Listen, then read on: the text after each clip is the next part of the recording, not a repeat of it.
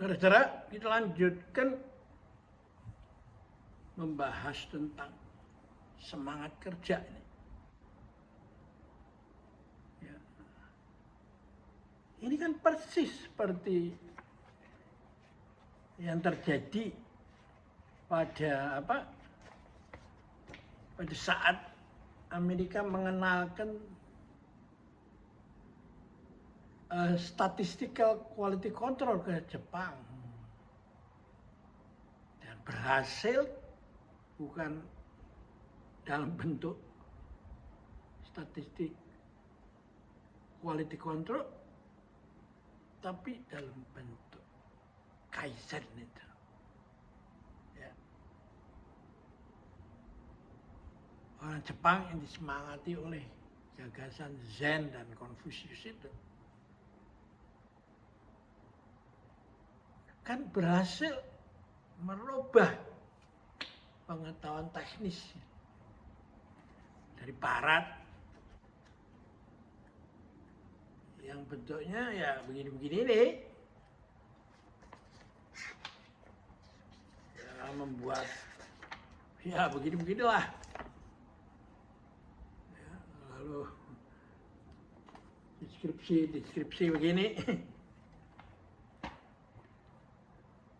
Karena totalitas daripada orang Jepang itu. Nah, kenapa kita nggak mau belajar dari ini? Jalan di tempat aja, hanya membicarakan kerukunan, toleransi. Kalau sudah bisa actionnya, toleransi dan kerukunan itu kan udah besin kan, seperti di dalam biji sudah ada pohon itu. Nah, saya mencoba selama saya mengumpulkan tulisan-tulisan dari pemikir-pemikir dengan buku saya yang tebelnya semestian, ya, dan ditambah lagi yang fenomenal ini.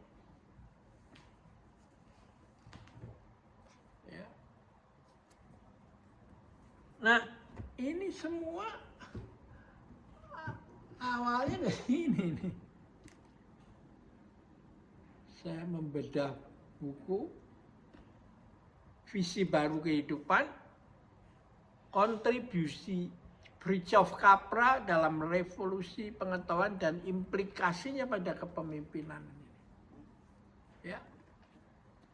Ini diadakan di Prastya Mulia dulu, lalu dilanjutkan ke PPM, penerbit PPM gitu, di lembaga manajemen yang ada di Menteng itu, yang tertua ya, dan didirikan pada dicetak, sebentar saya cek dulu nih,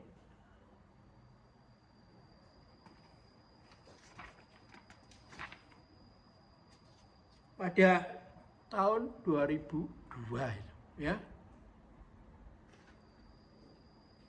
Tim editornya Eko Wijayanto, Yusuf Sutanto, Ramlan, Rumanto, Suryadi Aji, Semyarto, Aji, Purwanto dari FISIP UI. Sekarang dekan ya, waktu itu belum. Nah, ceritanya itu di sini dijelaskan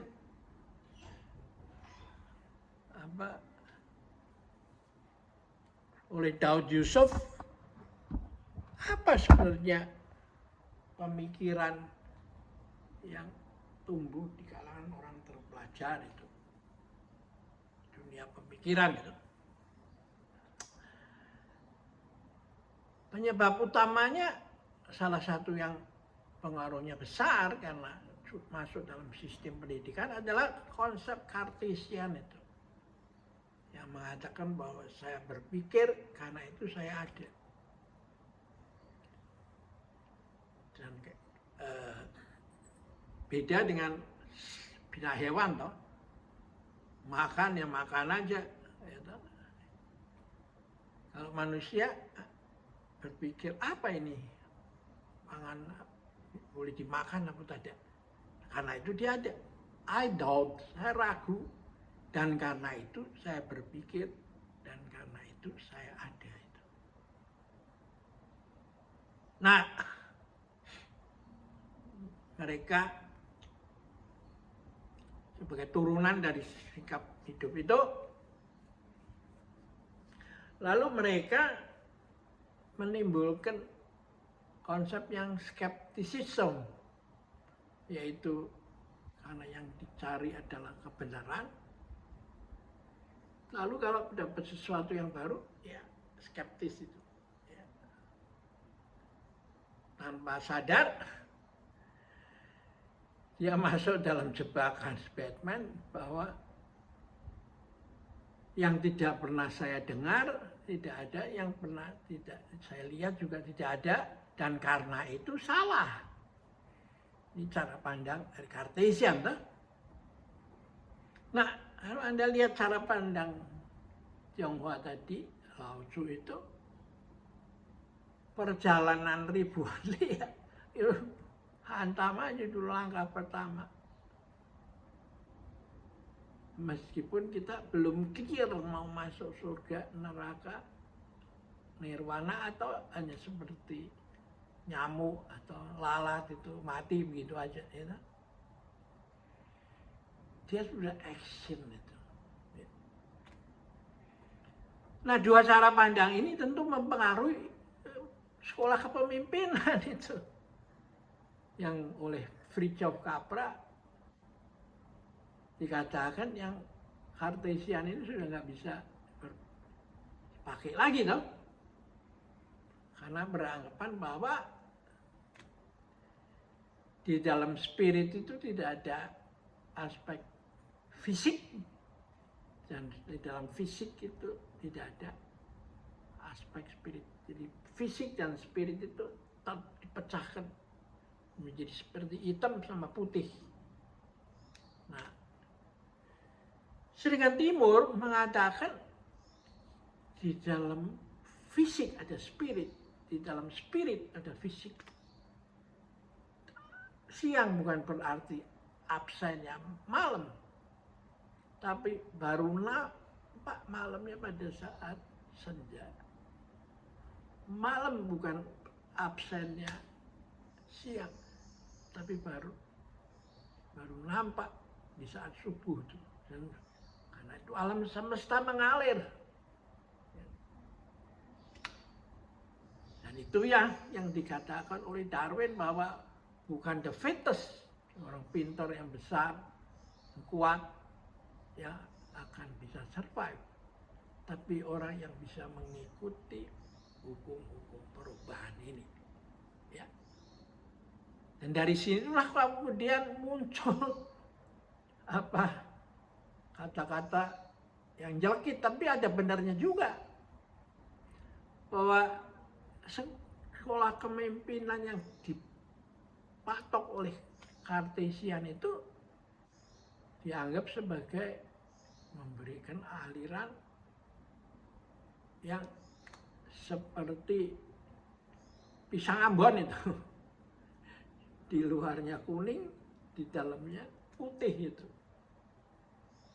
Nah, sedangkan Lao Tzu sudah dari dulu di dalam biji sudah ada pohon itu. Ya.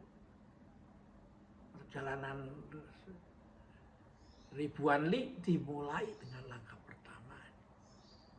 Nah, ini kalau mau Anda panggil Commander Call ke Jakarta, ini yang harus dipecahkan dulu. So, bagaimana dunia yang begini kait-mengkait ini bisa dipimpin oleh manajer pisang Ambon itu? Ya. Pasti nggak bisa tuh. Nah, ini harus dinyatakan, ya, dan semua orang harus mengatakan bahwa ini sebenarnya tidak anti religion, tapi menjadi generik, agama generik yang ada di semua agama.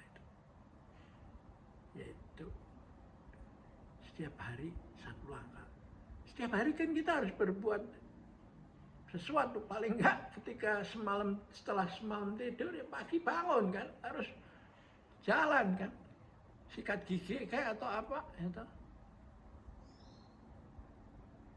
Meskipun kita tidak tahu hari ini akan terjadi apa kan. Kata kita hanya bisa beriman pada setiap hari berbuat baik. Meskipun banyak rintangan dan dicemooh oleh teman sendiri, dianggap sok sibuk, sok berlebih-lebihan, kerja keras, workaholic dan sebagainya. Ya, kita buka dulu wawasan ini, yaitu bereskan dulu itu dikotomis manajer bermental pisang Ambon. Ya, sampai jumpa lagi.